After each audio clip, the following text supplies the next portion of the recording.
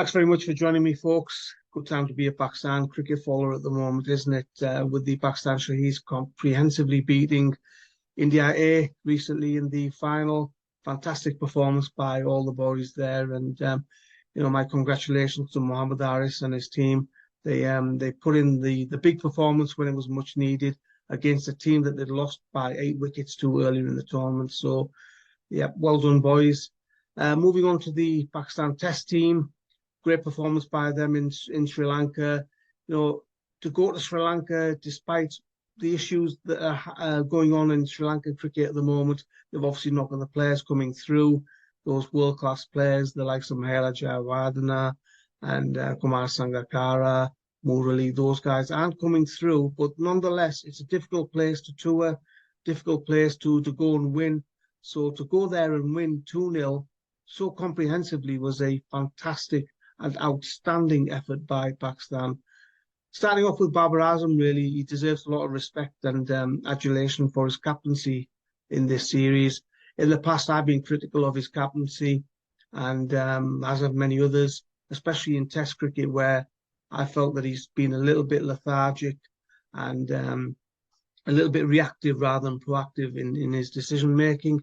But this time around, he was spot on in terms of bowling changes, team selection, the way the team played, the aggressive approach, and all round it was a very, very impressive captaincy performance by Babar Azam. I'm hoping that this type of captaincy we'll see in future from Babar as well.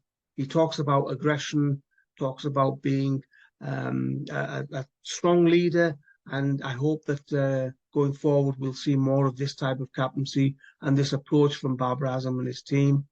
The bowlers, especially the pace bowlers, they toiled hard.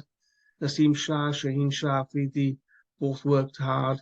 And, they've got the makings of an outstanding and special bowling partnership in years to come, providing both stay fit and both, keep improving and keep working on their game.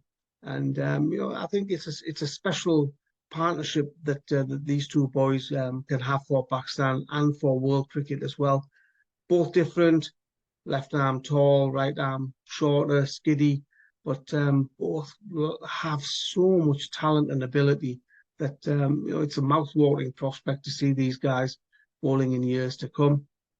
The fielding, what can you say about the fielding? It didn't feel like it was Pakistan out there in the field. They were taking brilliant catches. They were inflicting runouts on the opposition. The ground fielding was good, and the backing up was brilliant.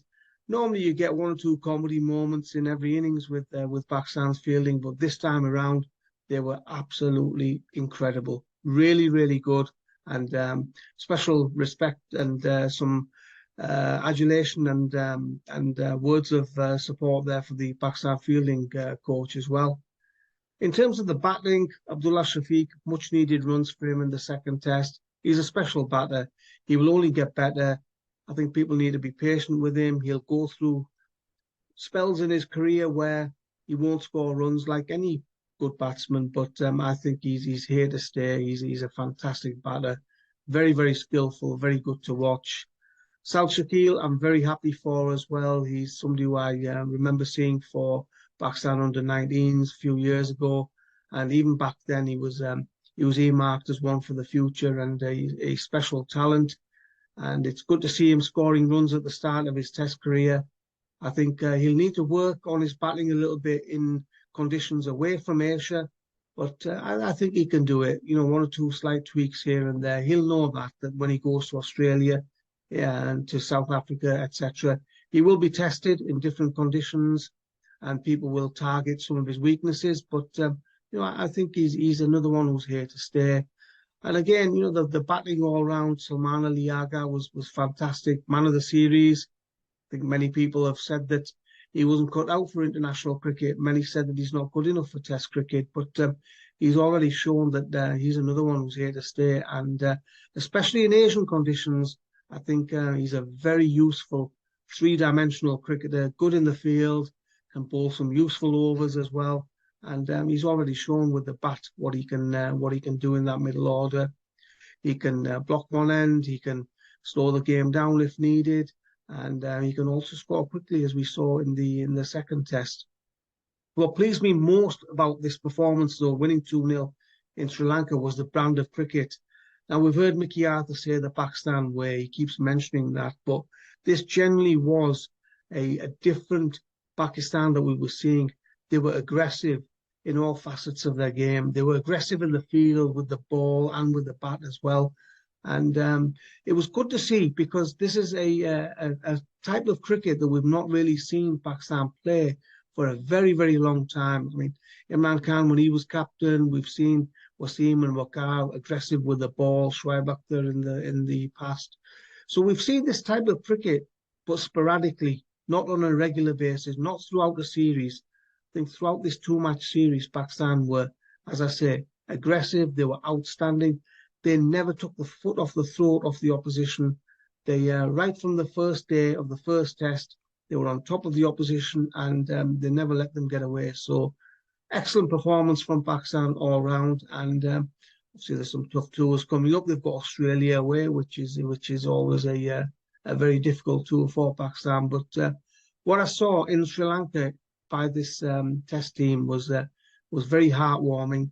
And I think it's a good sign for the future.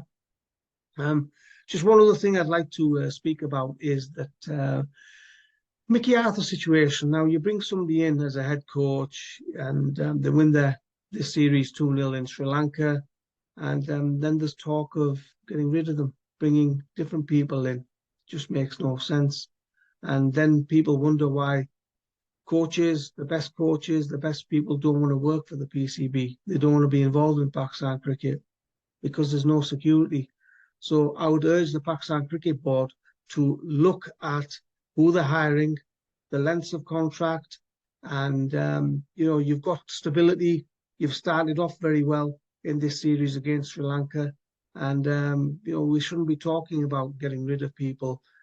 So I would suggest to the PCB, keep Mickey Arthur and Grant Bradburn, because they made an excellent start, and they should be given every opportunity to continue that good start in the future. Thank you very much for watching, folks. All the best.